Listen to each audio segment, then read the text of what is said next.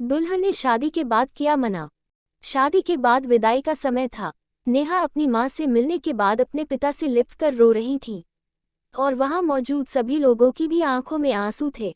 उस समय नेहा ने घूंघट निकाला हुआ था और अब उसका विदा होकर ससुराल जाने का समय हो गया था।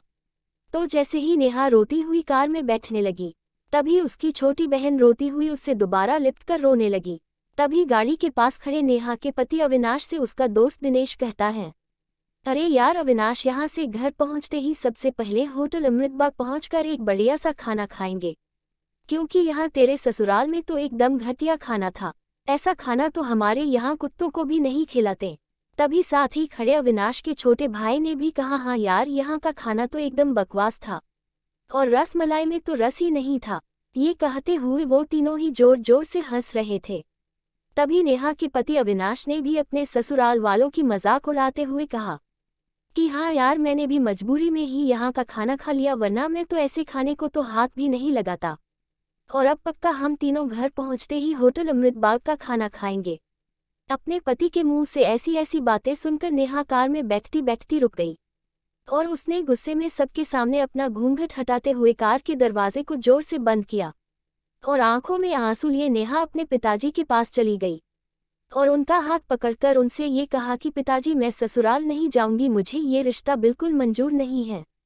ये बात नेहा ने इतनी जोर से कहा कि सब लोग उसकी बात सुनकर हक्के बक्के रह गए। सब लोग नेहा के नजदीक आ गए और नेहा के ससुराल वालों पर तो जैसे पहाड़ ही टूट पड़ा हो। वजह क्या थी ये किसी को भी समझ नहीं आ रहा था। तभी नेहा के ससुर राधेश्याम जी ने आगे बढ़कर नेहा ने पूछा कि नेहा बेटी, बात क्या है? तुम अचानक ही शादी होने के बाद अपनी विदाई होने के समय यूं शादी को नामंजूर कर रही हो। तभी नेहा कुछ देर चुप रहने के बाद अपनी आंखों में आंसू लिए अपने ससुर से बोली कि बाबूजी, आपको पता है, मेरे माता पिता ने अपने सभी सपनों को मारकर हम सभी बहनों को इतना पढ़ाया लिखाया और काबिल बनाया, और आप जानते हैं कि एक बाप के लिए उसकी बेटी क्या मायने रखती है। वैसे आप और आपका बेटा कभी नहीं जान सकते, क्योंकि बाबूजी, आपके घर में तो कोई बेटी है ही नहीं, और आप जानते हैं मेरी शादी में आने वाले बारातियों के लिए खाने पीने की एक भी कमी न रह जाए। इसलिए मेरे पिताजी पिछले 3 महीने से रात को 2 से 3 बजे तक जागकर मेरी माँ के साथ ये योजना बनाते थे कि रसोईया कौन होगा और खाने में बारातियों के लिए किस किस तरह का खाना बनवाना है और बारातियों को कहाँ बिठाना है, ताकि कहीं किसी को बुरा न लग जाए। और शायद आप नहीं जानते कि मेरी माँ ने पिछले 1 साल से एक भी नई साड़ी नहीं खरीदी, क्योंकि मेरी शादी में पैसों की कोई कमी न हो जाए। और आज भी मेरी शादी में भी मेरी माँ मेरी बड़ी बहन की साड़ी पहन कर खड़ी हैं। और ये तो कुछ भी नहीं, मेरे पिताजी भी 150 रुपये की इस शर्ट के नीचे कई छेद वाली बनियान पहन कर खड़े हैं। और ये सब सिर्फ इसलिए ताकि मेरी शादी में कोई कमी न रह जाए।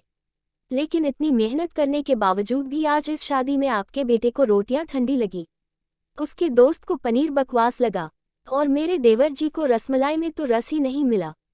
और मेरे पति अविनाश जी तो कह रहे थे कि वो तो ऐसे खाने को हाथ भी नहीं लगाते, बस उन्होंने तो मजबूरी में ही ये खाना खा लिया।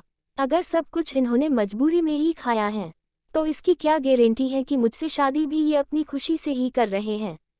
कल को अविनाश जी ये भी कह सकते हैं कि मुझसे भी इन्होंने मजबूरी में ही शादी की है। और नेहा रोते हुए अपने ससुर से ये भी कह रही थी कि जिस माता पिता ने मेरी शादी में दिन देखा न रात बस शादी की तैयारियों में लगे रहें, उन माता पिता पर आज आपके बेटे और उनके दोस्त यूं जोर जोर से हंस रहे हैं और उनकी इतनी बेइज्जती कर रहे हैं। क्या आपके घर में माता पिता की इतनी ही इज्जत होती है?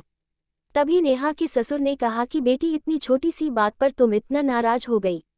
तो नेहा ने अपने ससुर की बात को काटते हुए कहा कि बाबूजी, ये छोटी सी बात नहीं है। अगर शादी के बाद मैं भी आपकी इज्जत न करूं तो आपको कैसा लगेगा? ये सुनते ही नेहा के ससुर ने शर्म के मारे अपनी आंखें नीची कर ली। तभी नेहा ने कहा, लेकिन बाबूजी, आप चिंता न करिए, हमारे अंदर हमारे अच्छे माता पिता के संस्कार हैं। किसी की बेइज्जती करना ये सब हमारे माता पिता ने हमें कभी सिखाया ही नहीं है। ये सुनते ही नेहा के पिताजी दयाशंकर जी ने आंखों में आंसू लिए अपनी बेटी को गले से लगा लिया और उससे कहा कि बेटी, मुझे गर्व है कि तू मेरी बेटी है, और अब तू शांत हो जा बेटी, तुझे मेरी कसम, तू इन्हें माफ कर दे और खुशी खुशी अपने ससुराल चली जा। तभी नेहा का पति अविनाश भी नेहा के पिताजी और नेहा से हाथ जोड़कर माफी मांगता है और ये कहता है कि बाबूजी मुझे माफ़ कर दो, सारी गलती मेरी ही है। लेकिन आज आपकी बेटी ने मुझे एक पिता की इज्जत करना सिखा दिया, और आज के बाद मैं हर किसी के माता पिता हमेशा इज्जत करूंगा। उसी वक्त नेहा के ससुर राधेश्याम जी भी आगे आकर अपनी बहू नेहा के सर पर हाथ रखकर कहते हैं कि मैं तो बहू लेने आया था, लेकिन ईश्वर बहुत कृपालु है। उसने मुझे बहू के रूप में एक बेटी दे दी, और वो भी इतने अच्छे संस्कार वाली, जो कि माता पिता का भी इतना सम्मान करती है। और अब बेटी मेरे कहने से इन नालायकों को भी माफ़ कर दे। मैं हाथ जोड़ता हूँ तेरे सामने।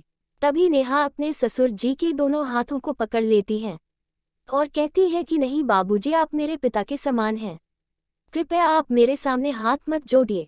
तभी नेहा के पिताजी दयाशंकर जी भी कहते हैं कि समधी जी, आप मेरी बेटी के सामने हाथ जोड़कर कृपया हमें शर्मिंदा मत कीजिए। मेरी तो आपसे बस इतनी ही प्रार्थना है कि मेरी हमेशा आप मेरी बेटी को अपनी ही बेटी समझना, और इससे कभी कोई गलती हो जाए तो इसे माफ़ कर देना। तो राधेश्याम जी ने अपने समधी दयाशंकर जी का हौसला बढ़ाते हुए कहा कि आप बिल्कुल चिंता मत करिए, बल्कि अब तो नेहा बेटी ही हमारे पूरे घर को संभालेगी, और अब ये ही हमारे घर की लक्ष्मी है। ये सुनकर नेहा के पिताजी बहुत खुश हो जाते हैं और अपनी बेटी को खुशी खुशी विदा कर देते हैं। और नेहा अब राजी खुशी अपने ससुराल रवाना हो गई थी और अपने पीछे छोड़ गई थी आंसुओं से भीगी हुई अपनी माँ और पिताजी की आंखें, और अपने पिता का वह आंगन, जिस आंगन में कल तक वह खूब हंसती खेलती थी। आज से इस आंगन की चिड़िया उड़ गई थी किसी दूर प्रदेश में। तो दोस्तों, बेटी माँ बाप का अभिमान व एक अनमोल धन होता है। और दोस्तों, अपनी छाती पर पत्थर रखकर वो अपनी प्यारी बेटी और अपने जिगर के टुकड़े को उसकी शादी करके उसे विदा करता है। इसलिए दोस्तों, एक बाप अपनी बेटी की शादी करके वैसे ही उससे दूर हो जाता है, और हमें उसका अपमान करके उन्हें और दुखी कभी भी नहीं करना चाहिए। अगर आपको हमारा वीडियो पसंद आए तो कृपया लाइक करें, सब्सक्राइब करें और बेल आइकन दबाएं।